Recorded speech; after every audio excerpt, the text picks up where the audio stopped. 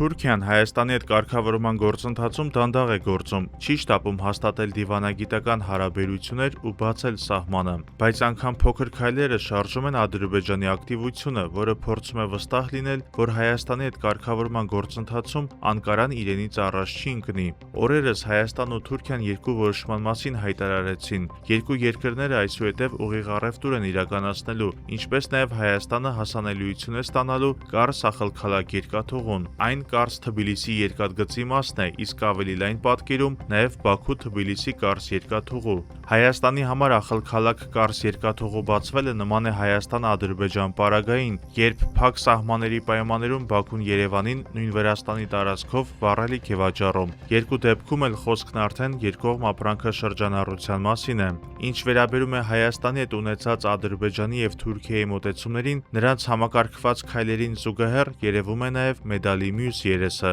Երբ Երևան ու Անկարան խոսեցին ուղիղ առևտուր հաստատելու մասին, օրեր անց Թուրքիայում Ադրբեջանի դեսպան Ռաշադ Մամադովը թուրքական Ջումհուրիեթին հարցազրույց տվեց, որը մեծ արձագանք և նաև բացասական տրամադրություններ հարուցեց Թուրքիայի որոշ շրջանակներում։ Մամադովը հայ-թուրքական և հայ-ադրբեջանական սահմանների բացումը կապել էր Երևանի և Բաքվի միջև խաղաղության պայմանագրի ստորագրման հետ, որի իրականացումը հնարավոր էր համարել հունիսի 7-ի խորհրդարանական ընտրություններից և Հայաստանի սահմանադրական փոփոխության անցկացումից հետո։ Թուրքական որոշ շրջանակների դուր չեն եկել Մամադովի խոսքերը, հատկապես քննադատել են այն բանի համար, որ նա Թուրքիայի անունից հայ-թուրքական սահմանի բացման մասին է խոսել։ Ես շատ եմ լսել թուրք դիվանագետների բողոքները, թե Ադրբեջանը ցանկանում է պայմաններ թելադրել Անկարային, բայց որ ադրբեջանցի դեսպանը հրապարակավ այդպես արտահայտվի հայ-թուրքական սահմանի բացման մասին, նոր երևույթ էր, գրել է Մերձավոր Արևելք ինստիտուտի թուրքական ծրագրի ղեկավար Գյոնուլ Թոլը։ Ոչ վաղ անցյալում ՆԱՏՕ-ում Թուրքիայի հատուկ ներկայացուցիչ Ֆաթիհ Ջեյլանը ավելի կոշտ էր արտահայտվել, նշելով, որ Ադրբեջանի դեսպանը չափերը չի ճանաչում։ Նա հիշեցրել է, որ Թուրքիան փոխարենը աչք է փակում Ադրբեջանի և Իսրայելի ռազմավարական կապերի վրա։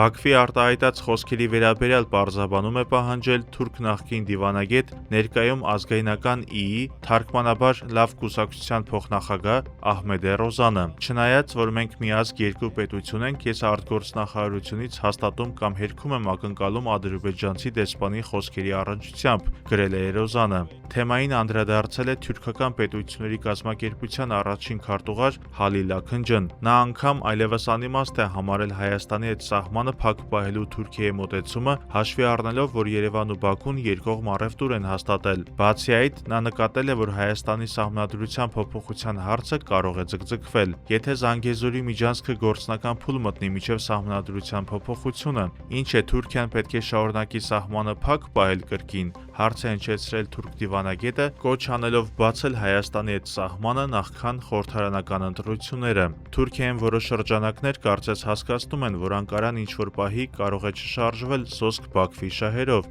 այլ ելնի Հարավային Կովկասի ընդհանուր համապատկերից։ Անշուշտ հայկական կողմի առաջնահերթությունները մնում են Գյումրի-Կարս երկաթուղին և Թրիփը, ծրագրեր, որոնցում մեծապես շահագրգռված է նաև ամերիկյան կողմը։ Իսկ մինչև այդ հետևենք պետքարտուղար Մարկո Ռուբիոյի այցին Հայաստան։